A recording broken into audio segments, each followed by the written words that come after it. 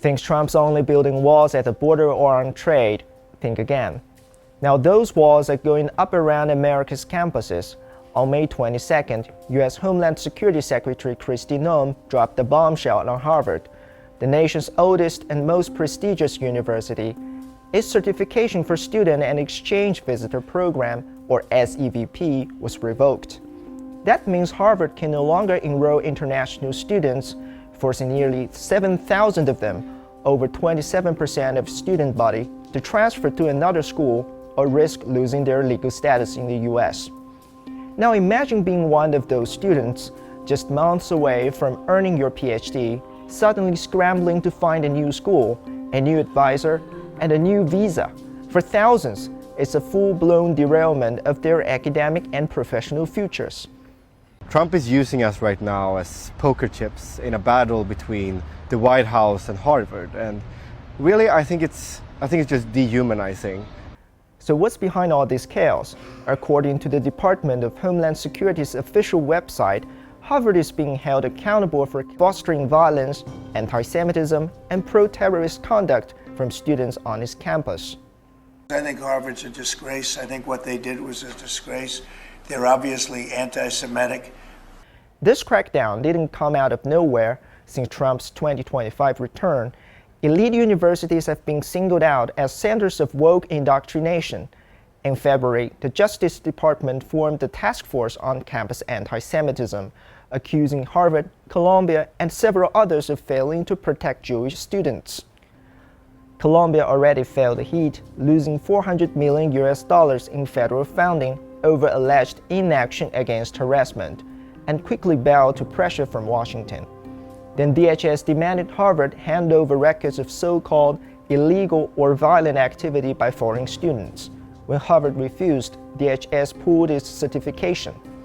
The message was clear: comply or be cut off. Campuses that once thrived on free thought and debate have become places of fear and uncertainty for students and faculty alike. And this goes far beyond the stated fight against anti-Semitism. It's also about targeting people based on where they're from. The administration is ramping up visa bans on Chinese students, treating them all as national security risks. Leading the charge is Republican Congressman Riley Moore, who is pushing the bill that would impose a blanket ban on student visas for all Chinese nationals. So we got 300,000 Chinese nationals here in our research institutes, in our universities.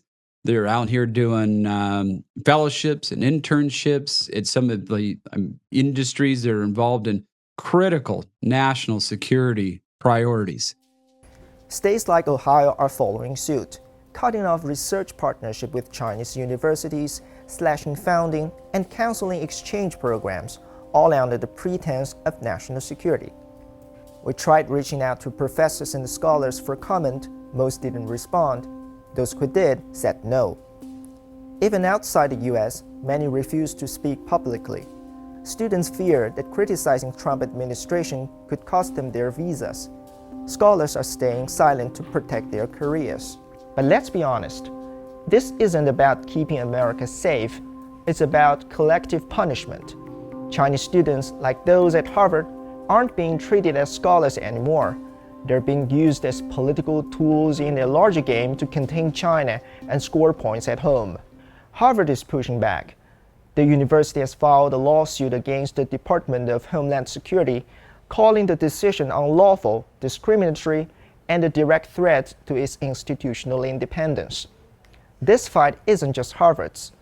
It's a test of whether America still stands for openness, collaboration, and academic freedom, the very principles that once made it a global leader.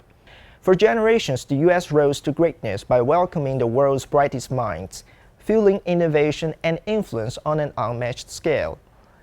As Dr. Michio Kaku, a leading theoretical physicist, warned years ago. You realize that in the United States, 50% of all PhD candidates are foreign-born? At my system, one of the biggest in the United States, 100% of the PhD candidates are foreign-born. The United States is a magnet sucking up all the brains of the world, but now the brains are going back. On the 23rd, The Hong Kong University of Science and Technology said they are happy to welcome these international students and will take transfer applications with no strings attached.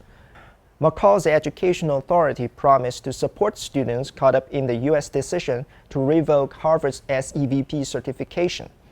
Meanwhile, by turning visas and education into political weapons, the U.S. isn't just losing talent, it's dismantling the very legacy that built its global influence.